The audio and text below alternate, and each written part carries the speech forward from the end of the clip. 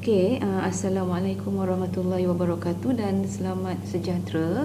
So, untuk video kali ini saya akan terangkan tentang types of graph. Yang kita akan tengok ini adalah graph yang ke-6 lah. So, graph yang ke-6 kita panggil dia sebagai rational function. So, rational function ni adalah function yang melibatkan pecahan lah.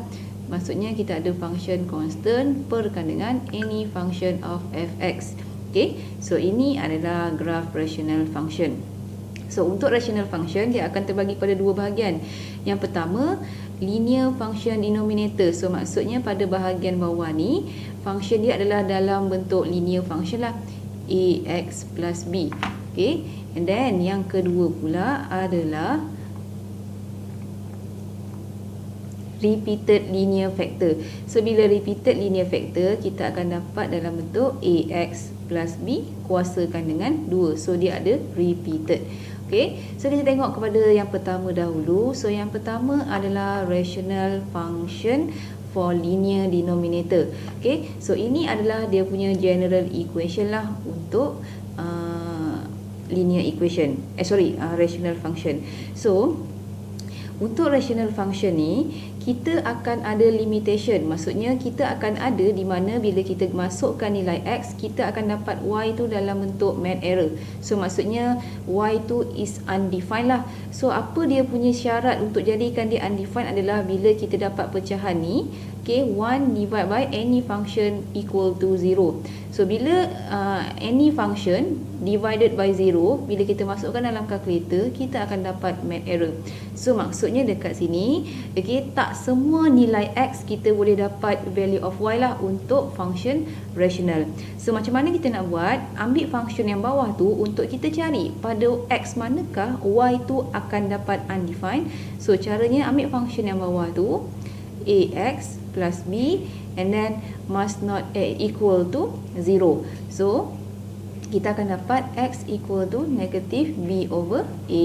So maksudnya pada x equal to negative b over a, kita akan dapat denominator ni equal to 0. So bila equal to 0, y kita adalah undefined. So bila kita lukiskan dalam graf nanti, graf kita nanti dia takkan cross. Contohlah ini adalah kita punya negative b over a. Takkan ada graf yang akan lalu pada point tersebut lah. Selain daripada tu, graf tu kita boleh dapat dia punya value of y. Pada ni sahaja yang kita tak boleh dapatkan value of y. So dah ada. So apa yang kita akan buat, lukiskan graf dia 1 over x. So untuk graf ni, first kali kita kena cari pada x manakah dia punya y tu akan dapat undefined. So kalau let's say ni example yang ini, saya ambil example yang lain mana? Inilah. So bila kita ada 1 over x, so kita tahu y ni akan undefined bila yang bawah ni x ni is equal to 0. So sebab tu dekat sini pada x equal to 0 tak ada pun graf yang lalu pada point tersebut. And then bila kita masukkan, so saya tahu ini point yang tak ada value of y. So kita pecahkan kepada 2 pula. Daripada kosong ke atas dan daripada kosong ke bawah. So gantikan pada nilai kosong ke atas. Bila nombor tu semakin lama semakin besar, nilai y kita akan makin kecil. Sebab apa? Bila kita ada pecahan kan, contohnya p over q. So bila q ni makin lama makin besar, so bila nombor kecil bahagikan dengan nombor besar, so y kita akan dapat semakin kecil. So sebab tu kamu akan dapat nombor y tu semakin lama semakin kecil bila x tu is increase. So dia akan dapat, and then dia akan approach kepada kosong lah. Dia tak akan touch pada kosong. So sama juga pada belah kiri tu, bila x tu semakin lama semakin besar ke arah negatif, kita akan dapat y pun semakin lama semakin kecil. So y kita akan dapat semakin lama dia akan menghampiri kepada point kosong lah. So sebab tu graf tu kita akan dapat satu pada bahagian atas, satu pada bahagian bawah. So ini adalah graf dia lah. So untuk cari domain, so kita tahu domain adalah pada paksi x.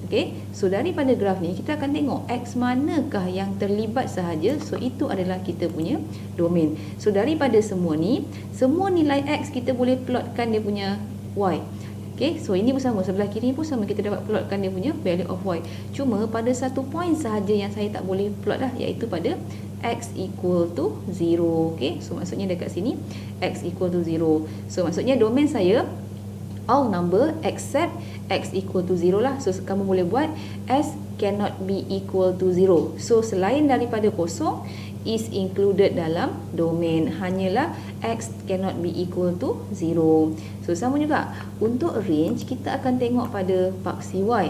Okay, so y yang terlibat sahaja yang kita akan tengok. So dekat sini y yang terlibat, so semua nilai y kita dapat plotkan graf dia. So ni sama, tapi graf tu semakin lama dia akan approach ataupun menghampiri kosong, dia tak akan cross pun pada y equal to 0 ni. So kita boleh cakap y does not equal to 0 lah. Okay, tapi y tu can be any number selain daripada kosong. Okay, so ini adalah contoh untuk linear function. So kamu boleh buatlah yang bawah ni. Okay, so next one kita tengok linear function for repeated. Okay, so kalau repeated kuasa 2. So bila kuasa 2, okay, yang bawah ni kita tahu kalau positif, okay, kita kuasakan dengan 2, kita akan dapat positif. So kalau negatif, kita kuasakan dengan 2, kita akan dapat positif lah. So bila kamu tengok graf yang atas ni, okay, kamu akan dapat satu ke arah positif, satu ke arah negatif. Okay, tapi bila dia adalah repeated, sebab dia kuasa 2, so bila kuasa 2 semua value akan jadi positif lah. So sebab tu gambar rajah dia kita akan dapat ke arah positif. So kamu dapat dalam bentuk yang ni lah. So ini graf dia, so ini graf dia. So sama juga bila nilai x tu semakin lama semakin besar. So bila nombor kecil bahagikan dengan nombor yang makin besar, kita punya y kita akan dapat decrease lah. So sebab tu y dia semakin lama decrease and then approach kepada kosong. So sama juga ke arah negatif ni.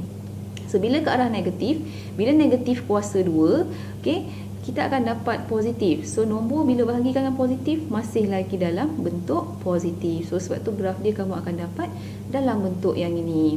Okay, so untuk domain pula, so domain, okay, paksi x yang terlibat sahaja. So kita tahu semua nilai x ni terlibat. Okay, kecuali nilai apa yang tak terlibat, iaitu bila yang bawah ni kita dapat kosong lah. So untuk function ni, let's say function ni dia akan dapat math error kalau saya gantikan x equal to 0 lah. So maksudnya x tu cannot be 0. Okay, yang boleh hanyalah selain daripada kosong. Okay, so untuk range pula adalah paksi y yang terlibat. So bila kita tengok graf ni adalah daripada y dan ke y0 dan ke atas sahaja. Tapi kosong ni tak termasuk. Sebab apa? Graf tu dia hanya menghampiri kosong sahaja. So dia tak akan cross pun, maksudnya dia tak akan lalu pun pada y equal to kosong. So kosong tu tak termasuk, tapi kita tahu dia adalah greater than kosong. So just letakkan simbol greater than 0. Okay, tak payah letak equal sign. Kalau equal tu maksudnya y0 tu termasuk, yang ni tak termasuk. So tak payah letak equal sign. So kita tahu dia adalah y greater than ke atas. Okay, so ini adalah untuk graf rational function. Okay, so itu saja untuk graf dia. So graf ni saya akan tunjuk sampai yang ni saja. So yang ini kamu tak payah tengoklah graf yang absolute function ni. Okay, so yang ni tak payah tengok. Okay, so next kita akan masuk kepada piecewise. So itu pada next video. Okay, assalamualaikum dan terima kasih. Itu saja.